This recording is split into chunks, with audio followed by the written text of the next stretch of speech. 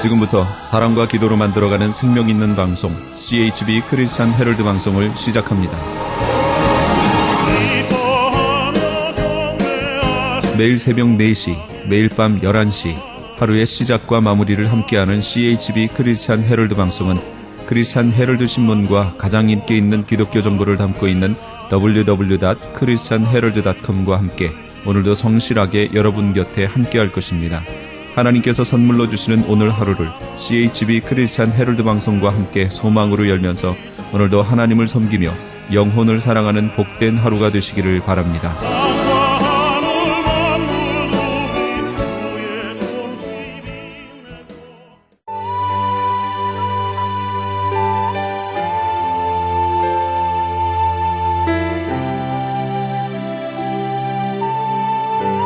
이 새벽을 주님과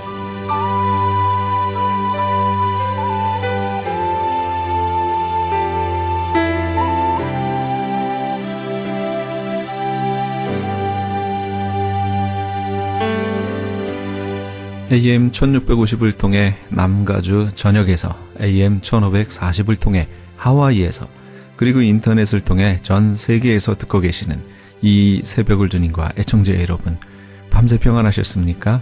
이 새벽을 주님과의 정영철 인사드립니다.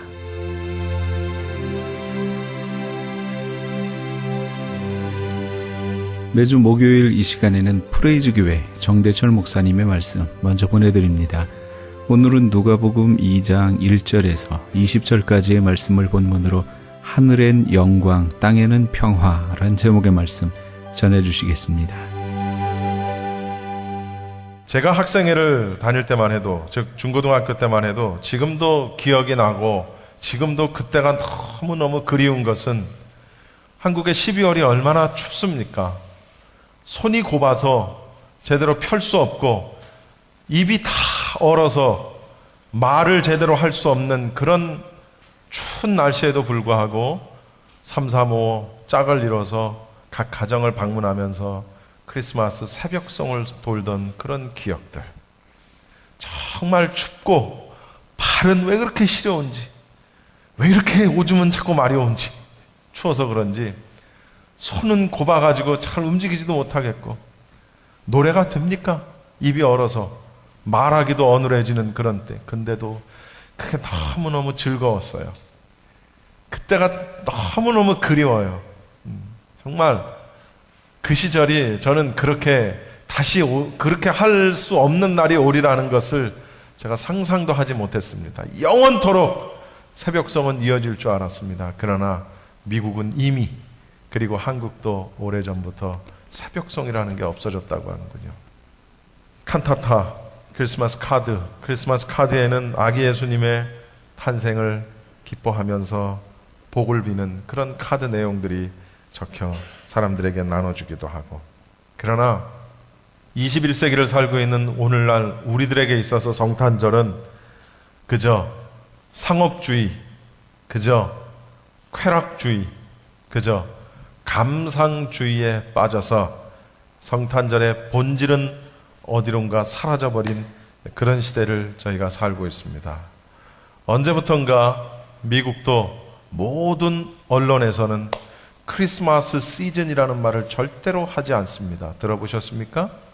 예전에는 분명히 크리스마스 시즌이라는 말을 제가 들은 기억이 있는데, 지금은 그 어떤 방송에서도 크리스마스 시즌이라는 말을 하지 않습니다. 뭐라고 하죠? 홀리데이 시즌이라고 합니다. 홀리데이 시즌. 현재 성탄절은 전 세계에서 1년 중에 가장 교통사고가 많이 나는 날, 1년 중에 가장 강절도 사건이 많이 일어나는 날, 1년 중에 가장 사생아가 많이 만들어지는 날, 그날이 바로 요즘의 성탄절입니다. 사람들은 성탄절의 의미가 무엇인지, 진정한 의미가 무엇인지 알지도 못하지만 알려고 하지도 않고 관심도 없습니다. 단지 장사하는 사람들은 한번 대목을 노려보기 위한, 젊은이들은 온갖 쾌락주의에 빠져서 변질된 크리스마스를 우리가 보내고 있다. 교회만큼은 그러지 말아야 된다. 그래서 저는 매마다 성탄절이 되면 방송에서 늘 강조합니다. 기독교 방송도 아니요, 종교 방송도 아님에도 불구하고 저는 항상 제 프로그램에서 몇 날 며칠을 강조하는 것이 크리스마스는 아기 예수님의 탄생을 기뻐하는 날이지 산타클로스 할아버지의 날이 아닙니다. 저는 방송에다 대고 해마다 올해도 물론 얘기했고 이제 내일부터 25일까지 사흘 동안 또 얘기할 겁니다. 징글벨 징글벨 루돌프 사슴코가 끄는 썰매가 크리스마스 날이 아니고 산타클로스 할아버지가 빨간 모자에 빨간 옷을 입고 선물 보따리를 쥐고 아이들에게 가서 선물 주는 날이 아니고 그런 건 다 부수적인 거고 하나의 컬처고 진정한 의미는 뭐라고요? 아기 예수님의 오심. 그걸 조금 고상하게 우리가 표현을 하면 예수 그리스도의 초림이라고 이야기하는 것입니다. 우리가 지금 뭘 기다리죠? 예수 그리스도의 재림, 다시 오심을 기다리죠. 예수 그리스도의 이미 오심, 초림, 성탄절을 얘기하는 거예요. 물론 12월 25일 날 탄생하셨다라는 것은 아닙니다. 단지 우리가 탄생하셨으므로 이 날을 정해놓고 우리가 기념하는 거죠. 생신을. 성탄절의 진정한 의미가 뭘까요? 오늘 본문에 보면 그 예수님께서 탄생하신 그때의 시대적인 배경이 아주 잘 나와 있습니다. 1절부터 5절까지에 보면 예수 그리스도께서 탄생하셨던 그 시대의 그 어떤 배경이 잘 나와 있는 것이 여기 보시면 1절에 보시면 그때에 가이사 아구스토가 영을 내려. 가이사 아구스토가 누구냐면 가이사 아구스토 그럼 누군지 잘 모르시겠지만 아마 여러분 이렇게 말을 하면 금방 알아들으실 수 있을 거예요. 케사르 또는 카이사르. 케사르라는 이름은 여러분이 아마 금방 기억을 하실 겁니다. 로마의 초대 황제, 즉 천하를 제패한 그런 로마의 초대 황제가 바로 오늘 이 본문에 나오는 가이사, 케사르, 카이사르, 아구스토, 아우구스투스, 카이사르, 아우구스투스. 원래 풀네임은 율리어스 케사르 아우구스투스. 굉장히 로마 이 전 세계 세계사 역사에 가장 위대한 황제 가운데 한 명이 바로 이 카이사르 아우구스투스, 즉 성경에 나오는 가이사 아구스토, 이 사람입니다. 이 사람이 있던 시대에 로마의 초대 황제, 전 천하를 제패했던 로마 황제가 있던 그 시대에 예수님이 나셨다라는 거예요. 시대적인 배경을 그렇게 가지고 있는 겁니다. 그런데 이 사람은 말씀드린 대로 천하를 제패했던 로마의 초대 황제, 모든 길은 로마로 통한다라고 말을 할 정도로 로마가 전 세계를 장악하고 있던 그 시대의 황제였단 말이죠. 그런데 로마 제국 밑에는 굉장히 많은 식민지가 있었어요. 우리가 마치 일본에 의해서 식민지화된 것처럼 로마라는 나라 밑에는 굉장히 많은 나라들이 식민지로 있었는데 바로 이스라엘도 그 가운데 하나였고, 그리고 이때 당시 로마 제국 지배하에 있던 식민 국가들을 좀 체계적으로 지배하자, 그리고 백성들의 수를 정확하게 헤아려서 카운트를 해가지고 세금을 정확하게 걷어들이자라는 취지로 무엇을 했는고 하니 인구조사를 했습니다. 인구조사. 우리 센서스 말하는 거예요. 인구조사. 그런데 지금 같으면, 지금은 얼마든지 전자 어떤 뭔가가 발달이 돼 있고 하니까 지금 그 자리에서도 얼마든지 우리가 우편물 하나로서 인구조사에 응할 수 있지만 이때 당시는 그게 아니었단 말이죠. 그런 시스템이 없던 시대예요. 2000년 전이니까. 그래서 인구조사를 하는데 그 인구조사에 참여하기 위해서는 어떻게 해야 되냐면 내가 살던 고향으로 돌아가야 돼요. 고향으로 일시적으로 다 돌아가야 돼. 지금 내가 사업을 하고 있는데요. I don't care. 내가 지금 뭘 하고 있는데요. 상관없어요. 가야 돼요.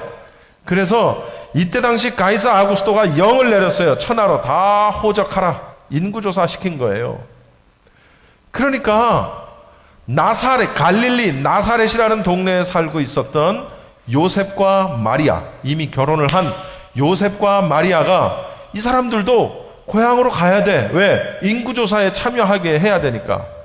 그래서 갈릴리 나사렛이라는 동네에 살던 이 두 부부가 인구조사에 참여하기 위해서 그곳으로부터 약 60마일 떨어진 100km 떨어진 그 유대 베들레헴까지 가야만 했었다라는 얘기입니다. 그런데 60마일이면요, 여러분 간단히 생각하면요, 차로 60마일의 속도로 1시간을 가야 하는 거리입니다. 굉장히 먼 거리죠. 60마일의 속도로 1시간을 달려야 가는 거리가 60마일이에요. 100km의 속도로 1시간을 가야 닿는 거리가 100km예요. 그러면 아스팔트 위에서 차로 60마일로 달려야 가는 거리를 걸어간다고 생각을 해보세요. 제가요, 군대에 있을 때 100km 행진을 해봤어요. 밤새도록 100km 행진을 하는데요, 죽을 뻔했어요.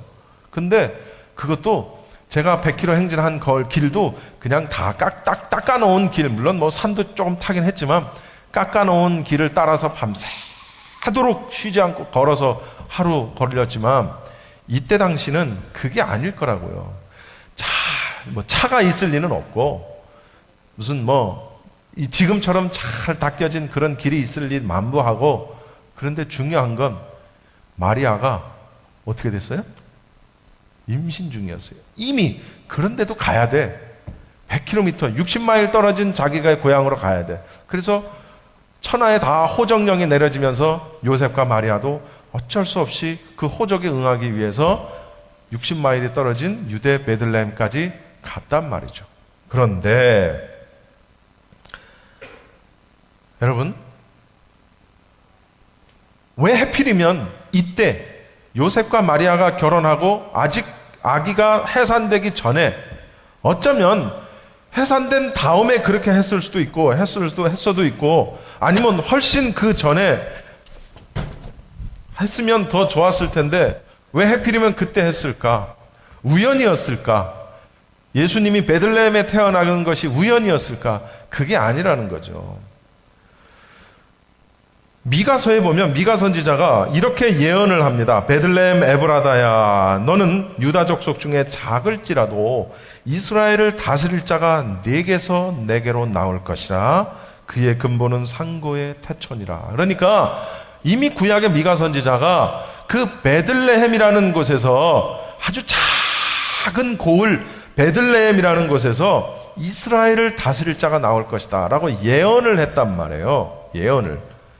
그 예언의 말씀이 응하게 하기 위해서 하나님이 역사하셨다는 거죠. 어떻게?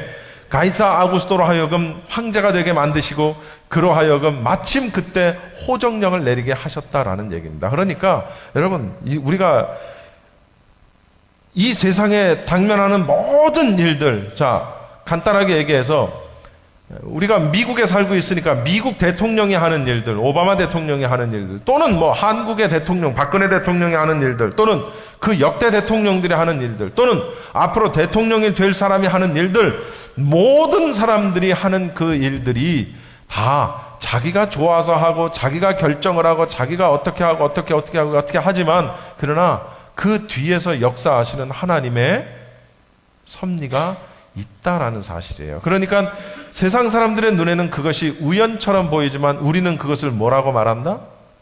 필연이라고 말한다. 왜 하필이면 그때 호정령이 내려져서 베들레헴으로 돌아갈 수밖에 없었는가? 아기를 낳고 갈 수는 없었는가? 충분히 그럴 수도 있었겠죠. 그러나 이미 구약에 베들레헴 작은 고을에서 이스라엘을 다스릴 자가 나올 것이다 라는 옛 선지자의 예언의 말씀이 있었기 때문에 그 예언의 말씀이 응해야 되거든요.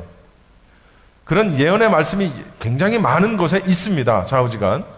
그래서 그런 하나님께서 이미 차근차근 계획하시고 진행을 하시는 상황이었다라는 거죠. 그러니까 어떻게 보면 요즘 전 세계적으로 가장 큰 핫 이슈가 뭐예요? 여러분, 김정은이가 장성택을, 자기 고모부를 아주 비참하게 기관총으로 난사를 해버려서 처형을 시켰다고 그래요. 거기서 끝난 게 아니라 이제 거기에서 흐트러진 모든 살덩어리를 모아다가 화염 방사기로 다 태워서 없애버렸다고 합니다. 자기 고모부이자 자기를 1인자의 자리에 올라갈 수 있도록 뒤에서 모든 것을 서포트했던 사람이 장성택인데, 그 장성택을 2년 만에, 집권 2년 만에 아주 처참하게 죽여버렸어요. 저는 이게 뭔가 일이 난다, 이제. 이로 인해서 강경파가 득세할 것이 뻔하고, 이로 인해서 뭔가 something 벌어지겠구나. 이것도 하나님의 뜻이겠다 하는 생각을 제가 하는 겁니다. 그래서 제 개인적인 의견은 적어도 1, 2년 안에, 늦어도 3년 안에는 북한이 뭔가가 좀 있겠구나 하는 생각을 제가 해보는 겁니다. 물론 저는 무슨 예언가나 무슨 점쟁이는 아닙니다만 그냥 제가 느끼기에 그렇다라는 얘기입니다. 이 모든 것들이 다 하나님께서 섭리하시고 계획하신 그 섭리 안에, 계획하신 안에 있다라는 사실이죠. 그래서 우리는 개인적으로도 그렇고 나라적으로도 그렇고 어떤 일을 당하든지 그 매사에 우리가 할 일은 하나밖에 없어요. 뭐라고요? 범사에 감사할 일밖에 없는 거예요.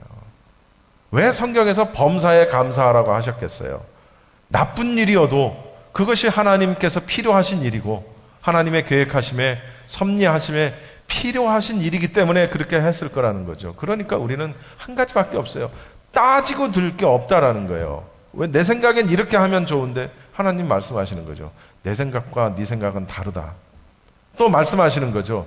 세상에 가장 지혜로운 자가 하나님의 가장 미련한 것보다 더 미련하다. 그렇게 성경은 우리에게 말씀해주고 계시는 거예요. 그러니까 이 세상의 모든 일에 대해서 우리는 그냥 아멘 감사하며 살 수밖에 없다라는 거죠. 이미 만삭이 된 마리아는 호적하러 올라간 베들레헴에서 아기를 낳게 됩니다. 그런데 말씀드린 대로 모든 사람들이 자기 고향에 돌아가서 호적을 해야 되니까 그 베들레헴이라는 마을 그 근처에 얼마나 많은 사람들이 또 모였겠어요. 그동안 거기서 태어나고 자란 사람들이 타향에 가서 살다가 다 그곳에 모여야 되니까. 그러니까 숙소가 모자랄 수밖에 없겠죠. 지금처럼 무슨 호텔이 아주 그냥 기가 막히게 돼 있는 그런 시대도 아니었고 단지 민박 혹은 몇 개의 여인숙, 여관 이런 것들이 좀 존재하던 그 시대에 마침 그곳에 갔는데 유숙할 곳은 이미 다 차버렸고 왜? 마리아가 임신 중이었으니까 빨리 못 갔겠죠. 이미 다른 사람들이 먼저 다 가서 자리를 다 차지하고 있는 그때니까 어쩔 수 없이 길에서 잠을 자야 될 그런 상황이 생겼는데 이게 웬일이야. 뱃속에 있는 아기가 나오려고 하는 거예요. 해산을 하려고 하는 거예요. 어떻게 해야 돼요? 길에서 아기를 낳아요? 그럴 순 없잖아요. 그래서 부랴부랴 찾아간 곳이 어디였냐면은 어떤 한 집에 짐승을 기르는 그런 마구간이라고 그래야 될까요? 마구간은 말이 있는 곳인데 아무튼 이 짐승이 잠을 자는 그곳에 가서 아기를 낳게 되는데 어디에다 아기를 내려놓냐면 구유에다 내려놓는 거예요. 구유가 뭔지 아십니까, 여러분? 구유는 말이나 소나 짐승들이 먹이를 먹기 위해서 그 먹이를 담아놓는 통입니다. 한마디로 우리식으로 얘기하면 밥그릇이라는 얘기예요. 짐승이 밥을 먹는, 여물을 먹고 그 먹이를 먹는 그 밥통 위에다가 갓 태어난 아기를 뉘을 수밖에 없었다라는 거예요. 만약에 그러므로 인해서 예수님은 낮고 천한 자의 모습으로 우리에게 오셨다라고 말을 하지만 그러나 만약에 예수님이 멋진 호텔에서 또는 잘 시설이 돼 있는 그런 병원에서 아니면 그 비슷한 어디에서 만약에 태어나셨다면 어땠을까? 그렇게 낮고 천한 모습으로 우리에게 오시지 않고 정말 잘 꾸며진 데서 이런 데서 부자로 아주 잘 태어나셔서 우리에게 오셨다면 어땠을까? 과연 우리가 그 예수님을 예배할 수 있을까라는 생각을 해보게 되는 거죠. 어쩌면 사실 부자는 상위 몇 %밖에 되지 않습니다. 대다수가 상당수가 저소득층 이하 그리고 아니면 중산층 이런 사람들이 지금 우리 다 그렇지 않아요? 우리 저소득층 아니면 중산층도 안 될 거예요. 아마 우리 여기 사는 사람들은. 그런 사람들이 가진 자, 많이 있는 자, 누리는 자, 있는 자 이런 사람들에게 우리가 고개를 숙이는 것을 굉장히 수치스럽게 생각하지 않습니까? 그것은 마치 우리가 흔한 말로 부르주아의 고개를 숙이고 부르주아의 마치 아첨을 하는 듯한 그러한 삶을 우리가 사는 모습으로 비춰지기 때문에 없는 사람, 가난한 사람, 못 배운 사람이 있는 사람, 가진 사람에게 고개 숙이는 것을 굉장히 한편으로는 분해합니다. 어떤 면에서는. 그러니까 돈 많고 부자고 있는 사람이 없는 자에게 이렇게 예를 표하고 존경을 표하고 고개를 숙이는 것은 어떻게 보면 굉장히 겸손하게 보여질 수 있는 자세지만 없는 사람이 그냥 이러는 거는 아첨하는 것처럼 보이고 사실 보기가 안 좋게 보일 가능성이 많아요. 그러니까 예수님이 굉장히 부유하게 나셨고 예수님이 굉장히 좋은 곳에서 나셨다면 아마 그렇게 예수님에 대해서 우리가 지금처럼 예배할 수 없지 않았을까.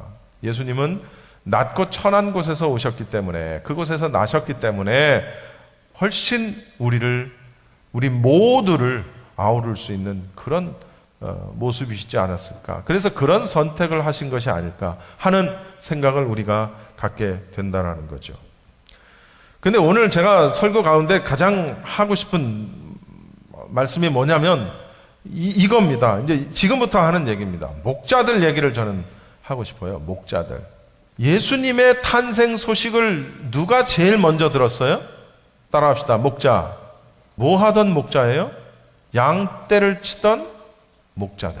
양떼를 치던 목자들이 누가 와서 그 목자들에게 예수님 탄생 소식을 전해주셨어요? 천사들이. 그렇죠? 오늘 본문의 8절 여러분 보십시오. 그 지역의 목자들이 밤에 밖에서 자기 양떼들을 지키더니 그때 9절부터 사자가 곁에 서서 주의 영광이 그들을 비추는데 10절에 천사들이 말합니다. 무서워하지 마라. 내가 온 백성에게 미칠 큰 기쁨의 좋은 소식을 너희에게 전하노라. 그러면서 이제 다윗의 동네에 너희를 위하여 구주가 나셨으니 곧 그리스도 주시니라. 지금 천사들이 목자들에게 가서 그리스도 주 예수 그리스도의 탄생을 알려주고 있는 그런 장면입니다.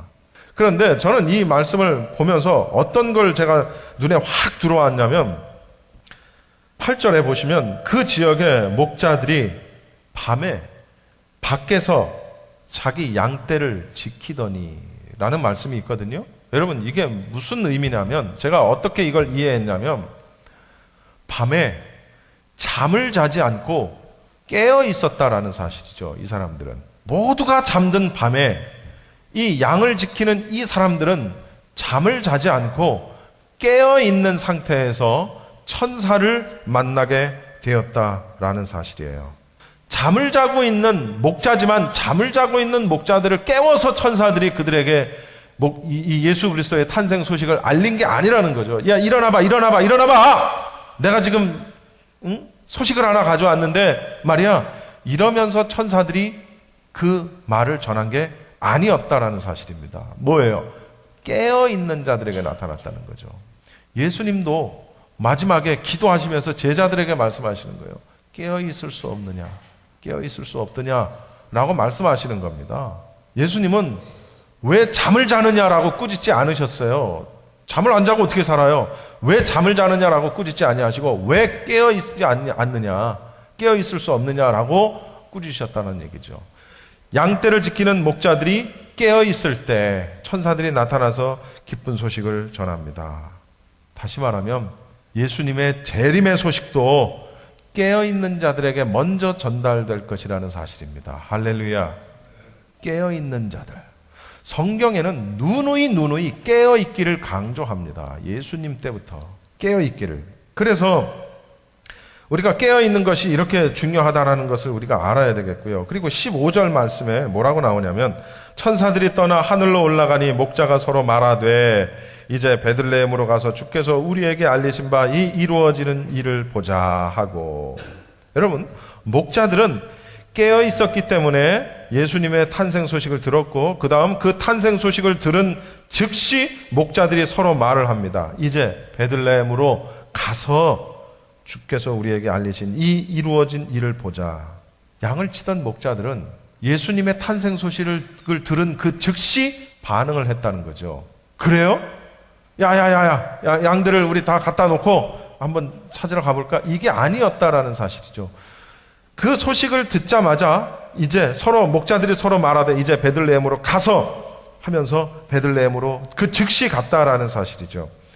예수님의 탄생 소식을 들고 난 다음에 모든 것을 제쳐놓고 이 목자들은 예수님을 찾아 나서게 됐다라는 거죠.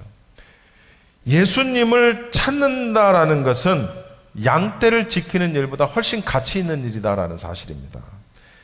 예수님을 믿는다라는 것은 세상 그 어떤 일보다도 훨씬 가치가 있는 일이다라는 사실입니다. 할렐루야.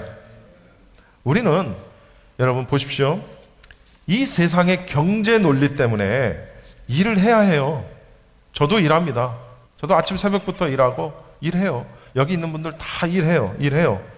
일을 해야만 돈을 벌 수 있고 돈을 벌어야만 우리가 먹고 살 수 있습니다.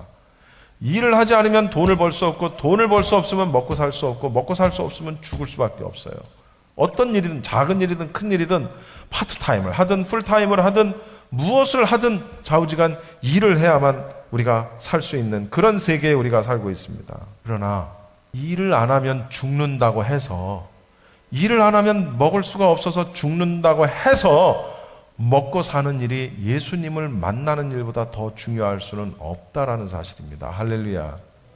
양떼를 지키는 일은 목자의 사명입니다. 양떼를 지키는 일은 그들이 해야만 하는 일이에요. 그러나 예수님의 탄생 소식을 듣고 예수님을 찾아가는 것은 양떼를 지키는 일보다 훨씬 더 중요한 일이라는 사실이죠.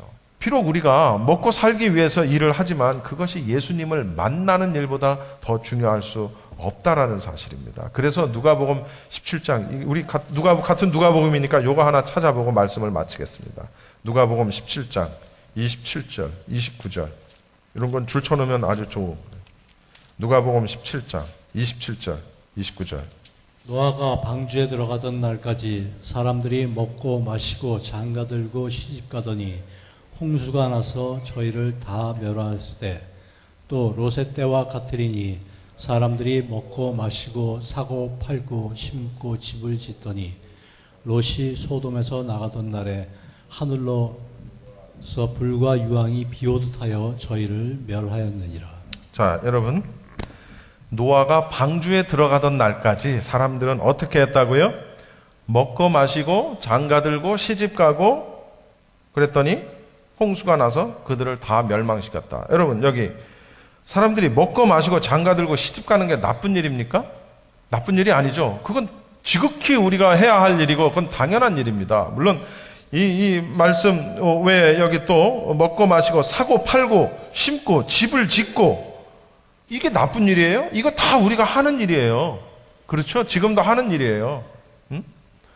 그런데 그것 때문에 우리가 당연히 해야 할 일이고 해야만 하는 일 때문에 방주의 문이 닫히는 걸 모르더라는 얘기죠. 노아 시대에.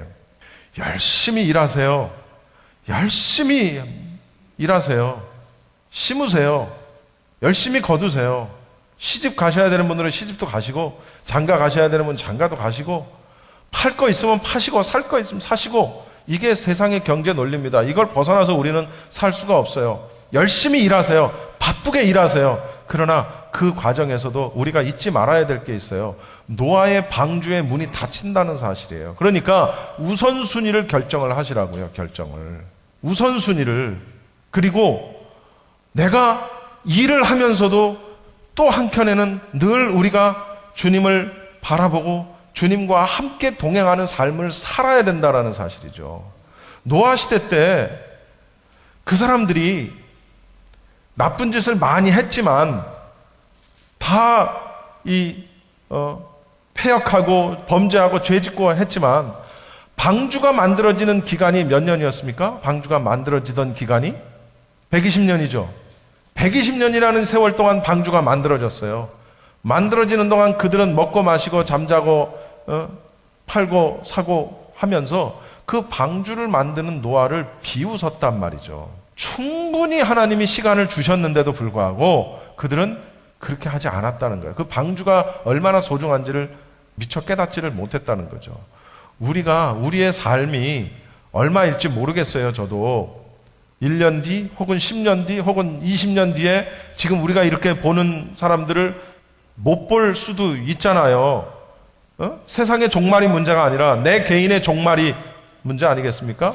내 개인의 종말은 내일 올 수도 있는 거고 1년 뒤에 올 수도 있는 거고 세상의 종말보다 먼저 내 개인의 종말이 올 수도 있단 말이죠. 그런데 방주의 문이 닫힌다는 사실을 기억하지 못하고 그냥 먹고 마시고 열심히 일하는 거예요. 그러니까 요즘처럼 어려운 시대에 우리가 흔한 말로 이런 말을 합니다. 일할 수 있는 데가 있는 게 얼마나 좋으냐. 좋지. 바쁘게 일할 수 있는 게 얼마나 좋으냐. 바쁜 거 좋지. 그런데 바쁘게 일하다가 방주의 문이 닫힌다니까는요. 열심히 일하십시오. 열심히 사십시오. 그러나 방주의 문이 닫히는 걸 몰라서는 안 됩니다. 말씀을 가까이 하고 양떼를 지키다가 예수님 탄생 소식을 듣고 난 뒤에 예수님을 만나러 간 목자들, 예수님을 찾으러 간 목자들, 그들의 신앙을 우리가 본받아야 된다는 거죠. 그들은 깨어 있었고 복음을 듣자마자 복음의 주체이신 예수님을 찾아 나셨던 그 목자들의 신앙을 우리가 본받아야 된다는 겁니다. 할렐루야. 그렇지 않으면 언제 방주의 문이 닫힐지 모른다는 사실이에요. 14절에 지극히 높은 곳에서는 하나님께 영광이요 땅에서는 하나님이 기뻐하신 사람들 중에 평화로다. 여러분, 성탄절은 하늘에는 영광인데 땅에서는 하나님의 기뻐하심을 입은 자들에게 평화라는 거예요. 하나님이 기뻐하신 자들. 너도 나도 우리 좀 심한 말로 개나 소나 다 성탄절 무슨 저 크리스마스 해가지고 좋아하지만 아무것도 아니라는 거예요. 누가 정말로 즐거워해야 돼요? 하나님이 기뻐하신 자들, 하나님의 기뻐하심을 입은 자들에게 평화지, 성탄절은 그렇지 않은 사람들에게는 그것은 아무 의미가 없는 거예요. 굳이 의미를 딱 찾자면 심판인 거예요. 심판. 여러분은 하나님의 기뻐하심을 입으셨습니까? 기뻐하심을 입으셨습니까? 기뻐하심을 입었다면 정말로 그 성탄절이 여러분 마음 가운데 평화, 기쁨으로 다가와야 합니다. 할렐루야. 그렇지 못하다면 생각해 봐야 되는 거죠. 열심히 삽시다. 노력하면서 멋지게 성실하게 삽시다. 그러나 방주의 문을 기억하십시오. 아무것도 하지 않고 열심히 일만 하는 것은 그것은 죽음으로 가는 것과 다를 바가 없어요. 그 사실을 우리가 절대로 명심해야 됩니다. 예수님이 오셨어요. 이제 그 모습으로, 예수님이 올라가신 모습으로 다시 우리에게 오신다 약속하셨는데 그 재림의 소망을 안고 살아가는 저와 여러분 모두가 다 되시기를 바랍니다.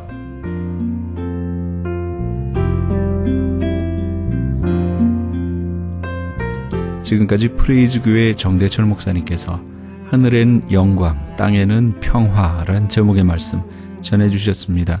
프레이즈교회는 한인타운 인근 피코와 캔모어가 만나는 곳에 위치하고 있습니다.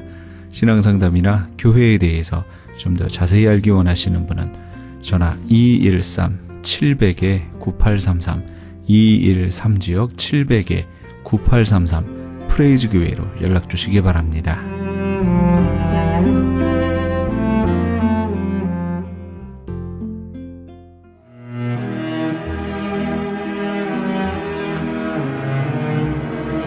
크리스천 헤럴드는 신문과 라디오는 물론 TV, 인터넷을 통해 예수님의 복음을 가장 멀리, 가장 많이 전하는 종합 미디어입니다. 이런 사역을 감당하기 위해서는 우리 애청자 여러분의 후원과 기도가 절실히 필요합니다. 예수님이 우리에게 맡겨주신 이 지상 사역에 함께 동참하시지 않으시겠습니까? 내가 너희에게 분부한 모든 것을 가르쳐 지키게 하라 말씀하신 우리 예수님의 지상 명령에 함께 동참하시기 원하시는 분은 전화 213-353-0777 213지역 353-0777번으로 전화 주시면 자세히 안내해 드리겠습니다.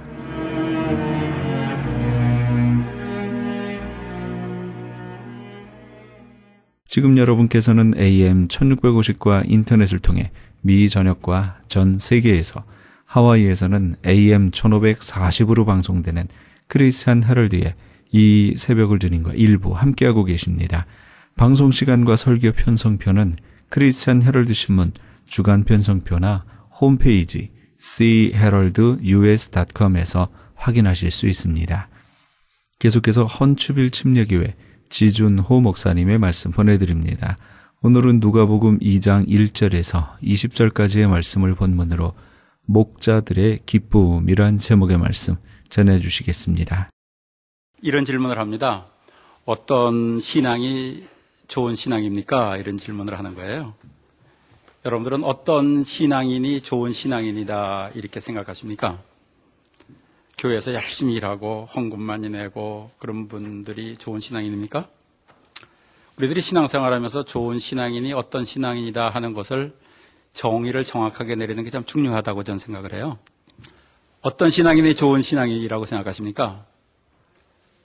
말과 행동이 같은 사람. 예, 말과 행동이 같은 사람. 또요. 좋은 신앙인은요, 그 마음속에 사랑을 품은 사람들, 하나님의 사랑을 품은 사람들이 좋은 신앙이네요. 그죠? 믿습니까? 내 마음속에 사랑을 진짜 품은 사람들, 또 착한 사람들, 사람들을 정말 사랑하는 사람들, 이해하려고 하는 사람들, 이런 사람들이 좋은 신앙이에요. 그런데 이것만 가지고서는 좋은 신앙이라고 할 수가 없어요. 진리를 아는 것이 커서 지혜롭게 살아가는 사람들, 진실을 잘 볼 수 있는 사람들, 이런 사람들이 좋은 신앙인이라고요. 두 가지가. 사랑의 마음을 품고 있어요. 착하긴 해. 그런데 진리를 몰라. 진실을 볼 줄도 몰라. 그러면 어리석게 살아가는 사람들이 된단 말이죠. 그런 사람들 세상에 많잖아요. 착하긴 한데 주책바가지도 있고, 착하긴 한데 어리석게 살아가는 사람들이에요. 그래서 예수님께서는 이 세상에 진리로 오신다는 거예요. 진리로. 그래서 진리를 많이 깨달은 사람들이 좋은 신앙이네요. 그래서 진리를 알기 위해서 이 세상을 움직이는 이치가 뭘까? 진짜 참 인간이 뭘까? 어떻게 사는 것이 정말 나에게 행복한 삶일까? 어떻게 사는 것이 가치 있는 삶일까? 어떻게 살아야 하나님의 은총을 받으며 살까? 이것을 구하고 또 구하는, 진리를 사모하는 동방 박사들에게 예수님께서 이 세상에 오시는 것을 가장 먼저 알려준다고 지난 시간에 제가 설교를 했어요. 그래서 동방 박사들이 와서 보니까, 이게 보통 왕들은 자기의 권위로 이렇게 사람들을 다스리는데, 하나님께서 이 세상에 오신 그 예수님께서는 어떻게 다스려요? 낮아짐으로, 자기를 희생함으로 진정한 사랑을 나타내 주시는 거예요. 진리 안에서. 그래서 사도 요한이 그런 얘기 하지 않습니까? 너희가 진리 안에 행한다 함을 내가 들으니까 내가 기뻐하노라. 저는 헌치빌 침례교회 모든 성도들이 예수님께서 이 세상에 진리로 오셨기 때문에 예수를 믿고 맞아, 내가 몰랐던 것을 더 깨달아, 내가 진실을 볼 줄 몰랐던 것을 더 잘 볼 수 있어. 그래서 예수님을 알면서 예수님께서 이 세상에 오신 것을 기뻐하는 성도들 되시길 주님으로 축원하겠습니다. 이게 진정한 신앙인들이에요. 그냥 진리도 모르면서 그냥 예수님께서 다른 사람들이 왔다 그러니까 그냥 기뻐한다, 춤추고 노래하고, 이런 사람들은 진정한 신앙인들의 모습이 아니잖아요. 그리고 또 오늘 동방 박사들에게 이래 진리로 오신 예수님을 나타내 주시지만, 오늘은 양치는 목자들에게 예수님께서 이 세상에 오신 것을 말씀해 주시는 거예요. 여러분들 한번 생각해 보십시오.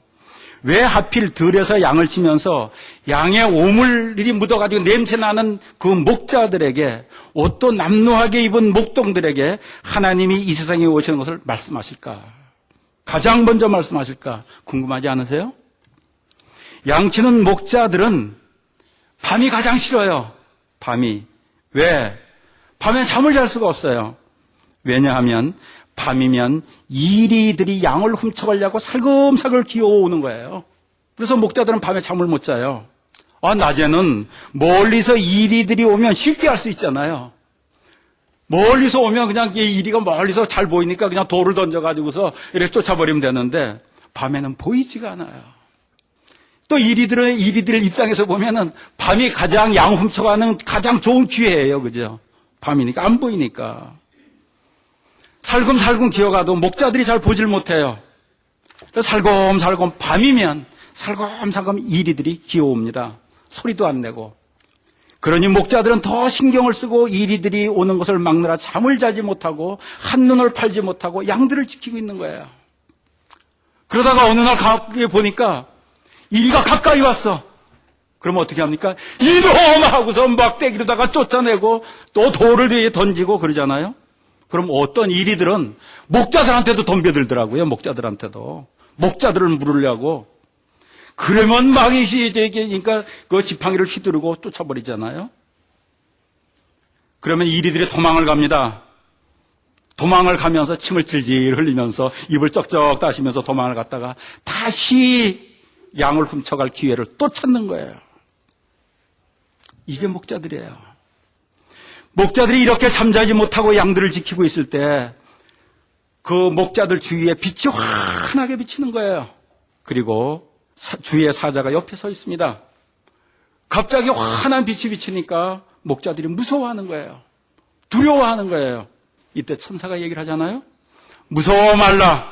내가 온 백성에게 미칠 좋은 소식을 너희에게 전하노라.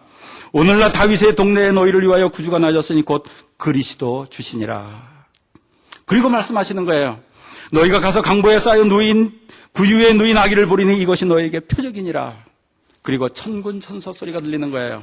지극히 높은 곳에서는 하나님께 영광이요 땅에서는 기뻐하심을 입은 사람들 중에 평화로다.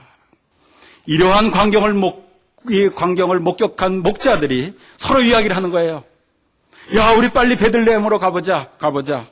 가보니까 새롭게 태어난 아기가 말 구유에 놓여 있습니다. 그리고 옆에 마리아와 요셉을 봅니다. 하나님의 아들이 말 구유에 누이신 것을 보고 어땠을까? 하나님이 우리들을 사랑하셔서 겸손하게 낮아지셔서 우리를 섬기기 위해서 오신 그 예수님을 보고 가슴이 찡했을 거예요. 그죠? 기뻤을 거예요. 이렇게 양치는 목자들에게 하나님이 이 세상에 오심을 가장 먼저 보여주시는 것은 하나님께서는 이리들이 물어가려고 하는 양으로 보시는 거예요. 여러분들이 뭐예요? 양입니다. 양. 어리석게 이들이 자꾸 물어가려고 하는 양이라는 거예요. 그리고 예수님은 뭐예요? 목자로 오신다는 거예요. 하나님께서 보실 때 하나님의 사랑하는 자녀들이 우리가 어리석은 이리들에게 계속 당하는 것을 보니까 너무 가슴 아픈 거예요. 아마 이런 질문 하시는 분들 계실지 몰라요. 우리 주위에 이리떼들 별로 없는데 왜 우리들이 이리들이 물어가려고 하는 양이라고 그러시는가? 근데 깊이 생각해 보면 우리들 주위에 이리들이 얼마나 많은지 아십니까? 이리가 두 가지 이리가 있어요. 첫째는 사람이에요. 우리들 주위에 사람이 이리가 될 때가 얼마나 많은지 몰라요. 나를 사랑하는 척하면서 찾아와서 나에게 친절하게 대하는데 결국 나를 이용하려고 하는 사람들도 세상에 많다는 거예요. 믿습니까? 그렇지 않아요? 여러분들, 이스라엘이 블레셋과 한참 전쟁을 할 때입니다. 이때 삼손은 이스라엘 장군으로 블레셋을 물리치고 나였어요. 삼손 그러면 아주 힘센 장수잖아요. 그죠? 힘센 장수입니다. 이때 블레셋에 아름다운 여인이 있었어요. 이름이 뭐예요? 들릴라. 삼손이 이 여인에게 푹 빠졌습니다. 자기에게 푹 빠진 것을 들릴라가 알아요. 삼손이 푹 빠진 것을 알아요. 그리고 나도 너를 사랑한다고 속삭여요. 그리고 둘이 사랑을 속삭입니다. 그러다가 들릴라가 삼손에게 이야기합니다. 사랑이요, 나에게 당신의 힘이 어디서 오는지 나에게 알려줄 수 없어요? 그러는 거예요. 그건 알려줄 수 없어. 삼손이 그러잖아요. 그러니까 들릴라가 뭐라 합니까? 당신 나를 사랑하지 않잖아. 사랑하지 않으니까 비밀을 얘기 안 해주잖아. 그러니까 삼손이 거짓말로 하나 얘기를 해줍니다. 나를 마르지 아니한 칡넝쿨 5개로 나를 묶으면 내가 힘을 쓸 수가 없어진다. 이 소리를 들은 들릴라가 삼손이 잠잘 때 칡 5개로다가 꽁꽁 묶어가지고서 이렇게 삼손을 묶어버리잖아요. 그리고 빨리 블레셋 사람한테 가가지고서 얘기합니다. 내가 묶어놨어요. 삼손 힘을 쓸 수 없을 거예요. 블레셋 사람들이 다가옵니다. 군대들이 옵니다. 이때 삼손은 그것을 알고 확 풀어가지고서 그 힘이 그대로 과실하면서 블레셋 군대들을 다 물리치잖아요. 이때 들릴라가 또 투정을 부립니다. 당신은 나를 사랑한다 하면서 나의 거짓말 했잖아. 당신 날 사랑 안 해. 삼손이 또 얘기해 주잖아요. 쓰지 않은 세 줄로 나를 묶으면 내가 힘을 쓸 수가 없다고. 그러니까 또 들릴라가 잠잘 때 또 세 줄로다가 또 삼손을 꼭꼭 묶잖아요. 그리고 블레셋 군대한테가 또 얘기를 합니다. 내가 꽁꽁 묶어놨어요. 삼손이 또 일어나가지고서 확 다 풀어버립니다. 그러니까 들릴라가 또 투정을 부리잖아요. 당신 나 사랑 안 해. 사랑 안 하니까 나한테 거짓말하지. 이 소리에 삼손은 할 수 없이 진실을 얘기하잖아요. 나의 힘은 어릴 적서부터 머리를 깎지 않았는데 그 머리에서부터 힘이 나온다고. 그래서 머리를 전부 다 깎아버리면 나는 꼼짝도 할 수 없다고. 그래서 삼손이 밤에 잘 때 들릴라가 머리를 다 잘라버리지 않습니까?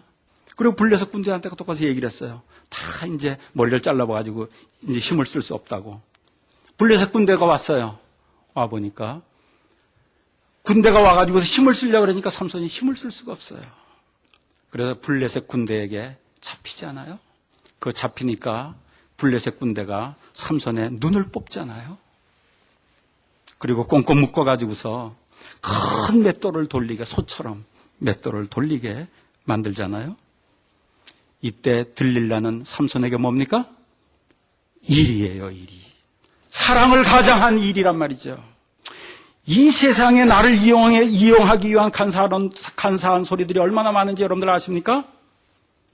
삼손과 들릴라의 이야기는 나를 진정으로 사랑하는 소리인지 나를 이용하려고 하는 소리인지 분별하면서 살라는 하나님의 말씀이에요. 이 세상 살아가면서 이 세상에는 이리가 많다는 것을 깨닫고 살아가라는 하나님의 말씀인 거란 말이죠. 여러분 탕자의 얘기도 잘 아시잖아요. 탕자의 얘기. 어느 부자의 아들이 둘이 있었습니다. 이 아들이 아버지에게 이야기합니다. 나에게 상속할 재산을 미리 주세요. 자꾸 조르는 거예요. 아버지가 상속할 재산을 팔아서 돈으로도 미리 다 주었습니다.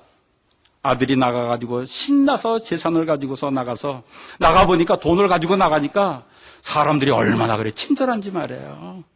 와가지고 친구가 되자 그러고, 동업자가 되자 그러고, 나는 너를 위해서 생명을 걸 거라고 얘기를 하고, 얼마나 선한 사람들이 많은지 몰라요.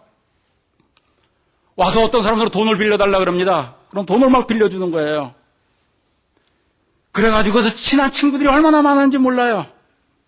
그런데 이상하게 돈을 빌려갈 때는 하나한테 친절하게 하더니 돈을 빌린 다음에는 찾아오질 않아. 태도도 달라져. 우리말에 그런 말 있죠. 화장실 갈 때와 나올 때가 달라진다고. 어리석은 아들은 시간이 가면서 이용당한 것을 알아요. 자기에게 친구가 되자고 한 모든 사람들이 돈을 보고 그런 것을 알아요. 그런데 이 진실을 알고 나니까 돈이 없어졌어. 진실을 알고 보니까 돈이 없어졌어. 세상을 바로 알고 나니까 돈이 없어졌어. 그래서 나에게 돈을 빌려간 친구들을 찾아갔습니다. 내가 굶어 죽게 됐다. 그러니까 모른 척 하는 거예요, 다. 모른 체 하는 거예요. 옛날에 너하고 나하고 친구 되자고 했던 모든 얘기들은 다 거짓말이었던 거예요. 예수님께서는 그래서 이 세상에는 이리들이 많다고 얘기하는 거예요. 진정한 친구들은 말을 잘 못해요. 더듬거려요. 그런데 이리 같은 친구들은 말을 얼마나 잘하는지 몰라요. 입에 침도 안 바르고, 그죠? 침을 바르나요? 바르는지 안 바르는지. 그렇잖아요? 그래서 예수님께서 말하는 것만 듣고 판단하지 말고 그의 삶을 보고 삶의 열매를 보고 사람을 판단하라는 거예요. 그 사람의 사는 매일매일 삶 속에서 생기는 열매, 그것을 보고 그 사람이 신앙이 좋은지 정말 나를 사랑하는 사람인지 믿을 만한 사람인지 판단하라는 거예요. 예수님께서 이 세상에 오셔서 열매를 보고 사람의 진정한 속마음의 중심을 보라고 진실한 사랑과 이리를 구분하는 방법을 그래서 우리들에게 말씀해 주시는 거란 말이죠. 이래가지고 이제 진짜 이리들이 드러나게 됩니다. 이 진짜 이리들이 성경 속에서 드러났는데 그 사람들이 누굽니까? 대제사장들이고 서기관들이고 바리새인들이고 그렇지 않아요? 자기들의 속마음을 다 들킨 이리들이 그 다음에는 예수님을 나쁜 사람으로 몰아요. 여러분들 성경 가만히 읽어보십시오. 그래서 처음에는 예수님이 말씀을 가르치실 때 사람들이 떼먹어치려 모여들어요. 말씀을 배워요. 병고침도 받아요. 은혜도 받아요. 그런데 이리들이 예수님을 나쁘다고 자꾸 얘기를 해요. 나쁘다고 자꾸 얘기를 해요. 그러니까 하나님의 말씀에 은혜를 받던 많은 사람들이 이상하게 예수님을 싫어하게 되더란 말이에요. 더 이상 말씀의 은혜를 못 받아요. 그리고 이상하게도 그 사람들이 예수님을 향해서 돌을 던지고 침을 뱉고 어리석은 백성들이 예수님을 십자가에서 못 박고 말더라는 말이에요. 이리들에게 속은 불쌍한 백성들은 예수님에게 돌을 던지고 침을 뱉고 창을 찌르면서 예수님을 죽게 하더라는 거예요. 이렇게 백성들을 예수님의 말씀을 듣지 못하게 만들고 오히려 그 예수님을 죽게 만드는 사람들이 바로 이리떼들 아니에요? 이 세상에는 얼마나 이리들이 많은지 몰라요. 그리고 하나님의 은혜를 받지 못하게 만드는 말들이 얼마나 많은지 몰라요. 이렇게 사람이 이리가 되는 경우가 많아요. 그런데 또 중요한 이리가 또 하나 내 안에 있다는 거예요. 내 안에. 나를 망하게 하는 이리가 내 안에도 있어요. 여러분, 우리들이 가정이나 직장에서 교회에서 일을 하다가 보면 서로 의견이 다를 때가 있습니다. 그렇잖아요? 부부간에도 서로 대화를 하다 보면 의견이 다를 때가 있어요. 의견이 다를 때, 이 사람은 나와 의견이 다르다 이렇게 생각하고 나를 위하여, 가정을 위하여, 교회를 위해서 무엇이 더 좋을까? 서로 대화를 계속 하고 또 하고 그러면은 거기에서 더 좋은 길로 인도를 받게 되는데 의견이 다르면 먼저 내 속에서 이리들이 기분 나빠지게 하는 거예요, 나를. 그리고 협조하기가 싫어져요. 그리고 나와 다른 의견을 낸 사람까지 미워지는 마음이 들 때가 있더란 말이죠. 그렇지 않아요? 내 안에 있는 이리가 나를 불행하도록 만드는 거예요. 그리고 나의 행복을 뺏어가 버리는 거예요.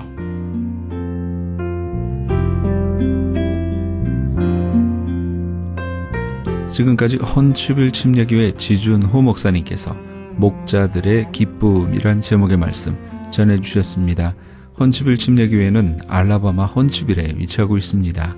신앙상담이나 교회에 대해서 좀 더 자세히 알기 원하시는 분은 전화 256지역 880-2390 256지역 880-2390 헌치빌 침례교회로 연락 주시기 바랍니다.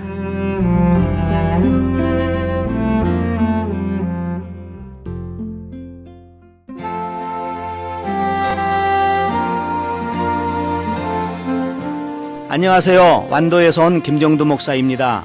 섬마을 무입닥 독거 어르신 섬김을 위한 사랑의 미역 나누기 운동에 적극 참여 바랍니다. 참여를 원하시는 분들은 714-501-2737, 714-501-2737로 연락 바랍니다. 기적의 영양제 M3를 아십니까? 무슨 병에 걸렸던지 큰 효과를 준다는 그 신비한 기적의 영양제. 혈액에 영양을 공급하여 힘이 생기니까 피곤하지 않고 이제는 지팡이 없이 걸을 수 있다고 많은 분들이 간증을 합니다. 혈액 해독, 기력 회복, 뼈 골수 영양 공급, 심장, 뇌, 혈전 용해. 유태인 회사가 제조한 특수 영양제. M3. 혈액 순환을 잘 되게 하는 최고급 영양제. M3. 크던 작던 아픈 곳이 있다면 M3. 213-435-9600, 213-435-9600번입니다. 정직한 마음으로 권해드립니다.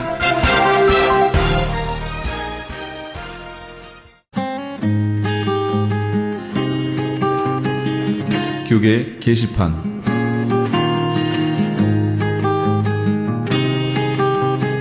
글로리아 김 선교사가 대표로 있는 시온 복음 선교회에서 시온 복음 케어 오픈 기념 음악회를 엽니다. 그동안 본 선교회는 홈리스들을 위한 간이 숙소와 샤워 시설을 정비하여 새롭게 오픈, 함께 도우시는 모든 후원자분들께 감사하며 하나님께 감사 찬양을 올리고자 음악회를 열게 됐습니다. 본선교회는 노숙자, 빈민, 장애인들의 회복을 위한 웨이팅룸 케어를 오픈하면서 노약자와 저소득자들을 위한 건강 식당도 아울러 겸해 지금까지 이동급식에서 고정급식으로 옮겨가는 시점이 되기를 소원하고 있습니다. 아무쪼록 후원해 주시는 분들께서 오셔서 위로하여 주시고 모든 이들의 축복의 현장이 되었으면 합니다. 일시는 12월 28일 이번 주 토요일 오후 3시며 장소는 3113 베니스 블루워드, 베니스와 아링턴이 만나는 곳에 위치한 시온 복음 선교회입니다. 좀 더 자세한 문의는 전화 213-703-5412 213지역 5412번으로 해주시기 바랍니다. 제1회 사랑의 의료 선교 봉사 및 제10차 멕시코 사랑의 담요 보내기 운동을 합니다. 사랑의 담요 보내기는 뉴호프 교도소 선교회에서, 사랑의 의료 선교 봉사는 미주 기독 의료 선교 협의회와 베델 한인교회 의료 선교팀에서 각각 주관합니다. 추운 겨울 한 사람의 선한 사마리아인이 되어 멕시코 교도소의 재소자들에게 사랑의 손길을 펼치는 이 귀한 사역에 동참하기 원하시는 분은 전화 213-675-7575 213-675-7575번이나 크리스찬 헤럴드 신문을 참조하시기 바랍니다. 남가주 기독교 교회 협의회에서 제5차 2013 사랑의 쌀 나누기 행사를 합니다. 연말연시를 맞아 소외되고 외로운 이웃들에게 사랑의 마음으로 정성을 담은 쌀을 한 포씩 나누면서 그리스도의 사랑을 실천하고 주님의 사랑을 나누기 위해 실시하는 사랑의 쌀 나누기 행사는 교계단체는 물론 LA 한인회, LA 상공회의소, 민주평통 LA, 한국문화유산재단, LA 한인간호사협회, LA 한인영화인협회 등 각종 한인단체와 기관들 모두 36개의 단체가 참여합니다. 본 행사는 12월 31일까지 사랑의 쌀 모금을 실시하며 모금된 기금으로 구입한 쌀은 12월 21일부터 12월 28일 오전 10시에서 오후 2시까지 LA 총영사관과 지정된 교회에서 배부하게 됩니다. 현재 후원금 접수는 남가주 교회협의회에서 하고 있으며 좀 더 자세한 문의는 전화 323-735-3000번, 323-735-3000번으로 문의하시기 바랍니다. 교계 게시판에 대한 좀 더 자세한 사항은 크리스찬 헤럴드 신문 교계 소식란을 참조하시기 바랍니다.